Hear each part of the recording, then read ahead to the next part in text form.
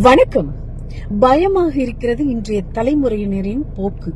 பிடித்த ஒரே பொருள் செல்போன். படிக்காமல் பாஸ் ஆக வேண்டும், கஷ்டப்படாமல் வேலை கிடைக்க வேண்டும், யாருக்குமே மரியாதை தரக்கூடாது, தனக்கு தெரியாத விஷயம் எதுவுமே இல்லை என்ற மனநிலை, எல்லாமே உடனே கிடைக்க வேண்டும், காசுக்காக என்ன வேண்டுமானாலும் செய்யலாம், சினிமா, கிரிக்கெட், செல்போன் இவைதான் உலகம்.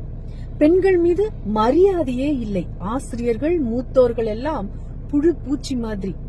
வரலாறு, பண்பாடு, கலை, இலக்கியம், அரசியல் குறித்த அடிப்படை புரிதல்கள் கூட இல்லை.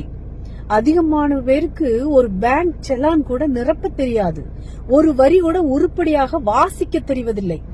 தப்பில்லாமல் தமிழோ ஆங்கிலமோ எழுதவும் பேசவும் வராது, ஒரு விஷயத்தை கோர்வையாக சொல்ல வராது.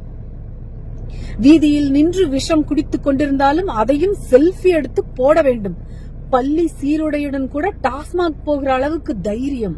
சின்ன வயசுலயே வாயை திறந்தாலே கெட்ட வார்த்தை. எப்போதும் ஏதாவது ஒரு போதையில் தன்னை மூழ்கடித்துக் கொள்ள விரும்புகிற மனநிலை. எதிலும் நிரந்தரமாக நிலை கொள்ளாத அலைப்பாயும் மனம்.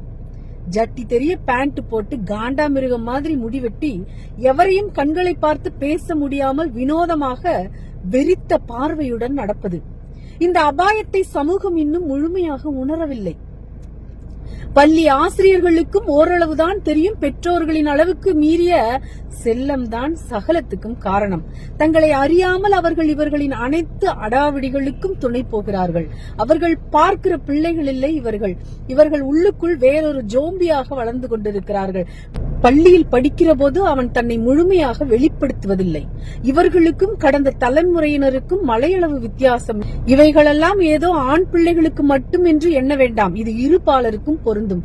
காலம் காலமாக மூத்தோர் இளையோர் மீது வைக்கிற குற்றச்சாட்டாக எண்ணிவிடாதீர்கள். கடந்த பல்லாயிரம் வருடங்களில் இப்படி ஒரு ரசனை கெட்ட சுய சிந்தனையற்ற சோம்பலும் அலட்சியமும் கொண்ட ஒரு புதிய தலைமுறையை உலகம் சந்திக்கவே இல்லை. அப்படியானால் எதிர்கால வரலாறு? சிந்தியுங்கள் மக்களே. நன்றி.